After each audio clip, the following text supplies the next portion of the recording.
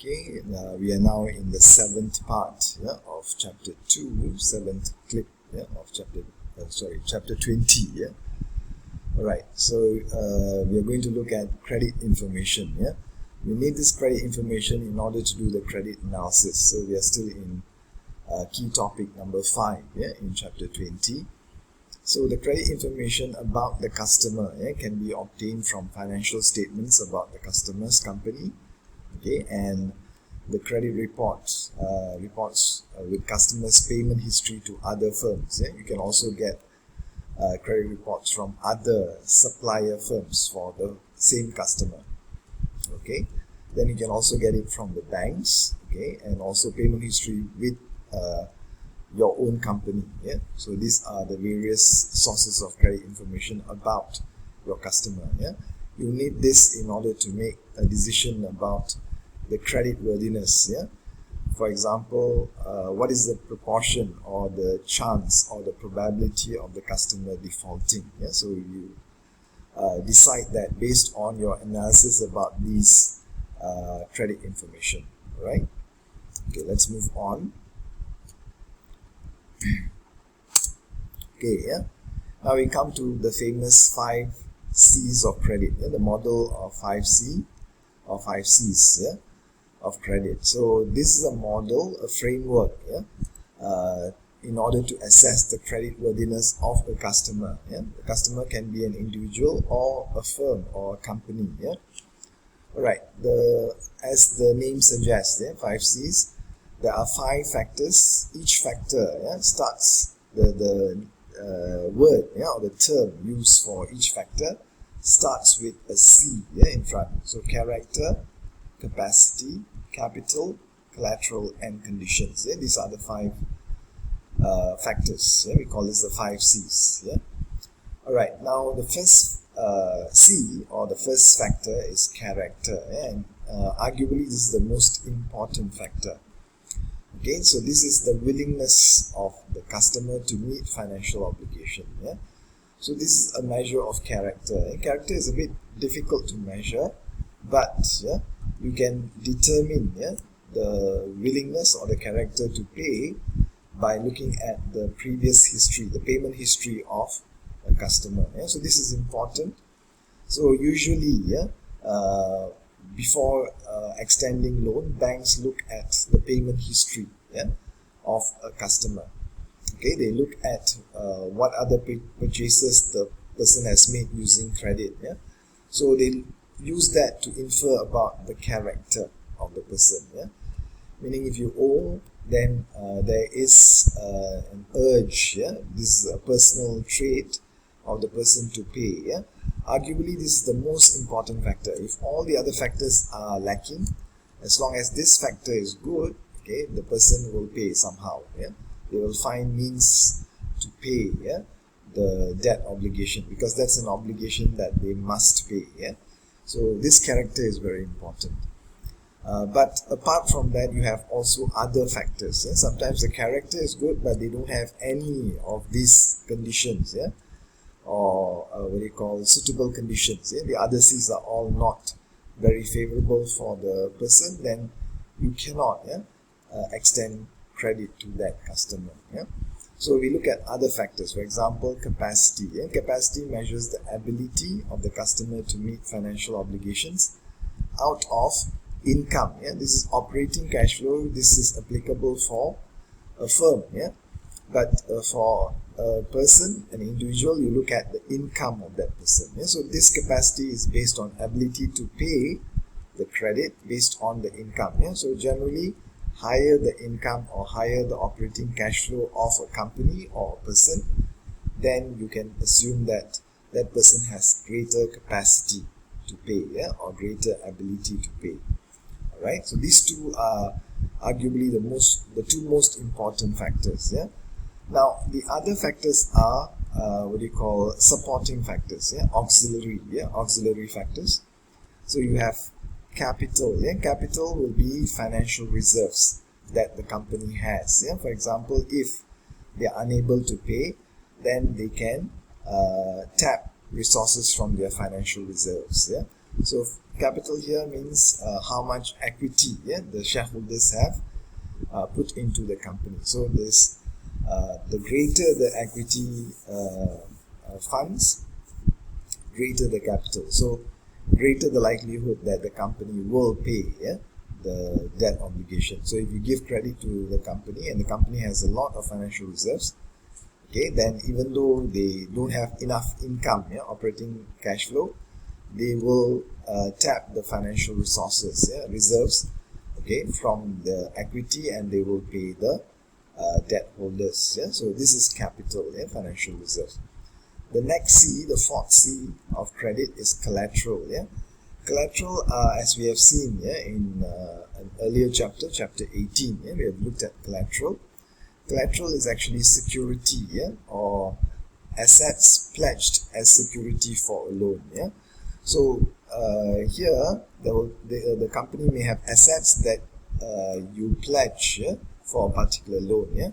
So this applies for things like mortgage loans, where you pledge the land or building for the loan to buy that building or land. So this can also be applied for short-term loans. We have seen in chapter 18 where you pledge your inventory or your receivables. These are assets. You pledge them as collateral. In order to obtain the loan. Let's say the company is unable to pay the loan, then this collateral, these assets that are pledged as security, this can be liquidated. And then the proceeds from the liquidation or the selling of those assets can be used to repay the loan. So that is what we mean by collateral. So this is the fourth C. And the last C is actually a category, catch-all category, meaning all other factors not included in the first four categories will be captured here. Conditions, all other conditions. So generally this refers to the economic condition related to the customer's business.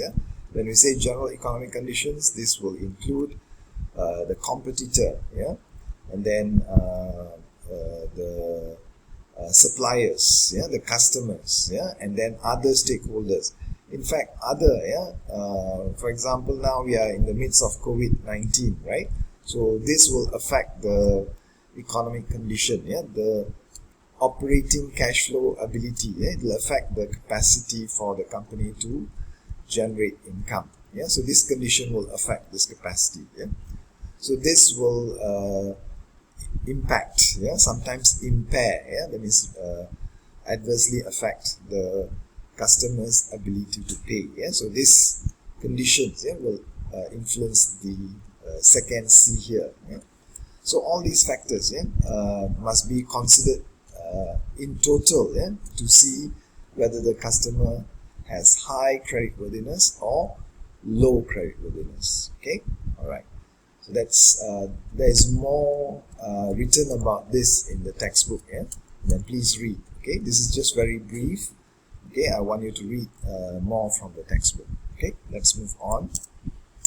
Now we come to the last part of the credit management. So this is topic number 6, key topic number 6. Remember, there are 6 key topics under credit management or receivable management. So we come to the last key topic, which is collection policy. Once you have decided to give credit, then it turns to collection. Once you have sold on credit, you must collect. So the first thing that you need to do is you monitor the receivables. Receivables is when you have already provided credit. So your customer has bought on credit, and what they owe you will be reflected as receivables, right? So you need to keep an eye on there are 2 ways of measuring or monitoring your receivables. One is average collection period, or ACP. Alright, you compare your average collection period over time with your credit term. For example, if you give a credit term to your customers, 30 days, and you are collecting, let's say 45 days or 60 days, that is beyond the credit term. So that means that you are failing in your collection. Your credit term is 30 days, so your average collection period must be around 30 days. It should be less or must be around, not too much above the credit term. the other measure that you can use, okay, which is called aging schedule. Yeah, this aging schedule divides the total receivables, yeah, into how old the receivables are, yeah, how long outstanding the receivables are. Yeah, so you can focus on those that are very old. Yeah, that means that receivables that have been outstanding for a very long time. Yeah, then you can focus on those. Yeah, and if a large percentage of your receivables are very old, then that is a red flag. Yeah, red flag means alarm bells. Yeah, it will ring alarm bells for the firm. Therefore, they must do something to make sure that they collect on time. Yeah. All right. So this is what we mean by aging schedule. There is an example of aging schedule in the textbook. Yeah. So please look at that in order to understand. Yeah, what is an aging schedule. Yeah. Basically, aging schedule is, it gives a breakdown of the total receivables by the age of the receivables. That is why it's called aging. Yeah. Age here means how long outstanding. Yeah. How outstanding, or the extent to which the receivables have been outstanding. Yeah. In terms of term, how long. Yeah. How many days. Okay. So you focus on those receivables that are very outstanding, yeah, meaning it has been outstanding for a very long time. All right. Then this collection policy, okay, you must have a stepwise approach. Yeah, what you do first, what you do next, and so on. Yeah. So first, if a customer is close to being due, yeah, meaning the credit needs to be paid, it is important to send a reminder letter. And this delinquency means it is already late. It is beyond the due date. Yeah, but a good collection policy will start with reminder. Yeah, so you need to send a reminder first. Then you send a delinquency letter. If that fails, yeah, if the customer still does not pay, then you send a delinquency letter. That means it's late. Yeah, you remind them with a slightly more civil but then strict, okay, wording. Yeah, the first one is a reminder, so it must be a pleasant. Yeah, the wordings must be pleasant a little bit. Yes, so a reminder letter will be slightly differently worded. Delinquency letter will be slightly different. Then, if that also fails, then you call. Yeah, so these are all steps. Yeah, you call them. Yeah, call and speak to the purchasing manager or the cash manager, who is in charge of the payment. Okay. If that fails, then you can engage a collection agency, yeah, meaning they collect for you. Yeah, you pay them some fees, and they have some means of collecting. Yeah, there are legal collection agencies. Yeah, you shouldn't go for illegal collection agencies. Yeah, so illegally, you cannot engage. Yeah, you cannot engage thugs, for example. Yeah, to collect your dues from your customer. Yeah, that would be wrong. Yeah, so but then you have legal collection agencies, so you can engage them, yeah, to do the collection for you. Even if that fails, then you can take legal action. Yeah, you can go to the you can seek recourse. Yeah, we call recourse, or compensation. Yeah, through taking legal action through the courts. Yeah, you engage a lawyer, and then they will take care of the collection. Yeah, so these are various processes, yeah, under collection. Okay, with that we finish the first part of the chapter. Yeah, the first part is about credit management. So we move on to the second part, which is inventory management. Yeah. Now this inventory management can be a large percentage of a firm's assets. Yeah, that means it can be up to 20%. Yeah, 1/5 of the firm's assets. In some cases, it can be up to 50%. Yeah, it depends on the nature of the firm, yeah, or the industry. Okay, and there can be significant costs. Yeah, in terms of carrying too much inventory. But there can also be significant costs if you don't carry enough inventory. Okay, if you carry inventory, you know there will be financing costs, and then there are also carrying costs. Yeah? Some inventory you need storage space. Okay, you need insurance coverage.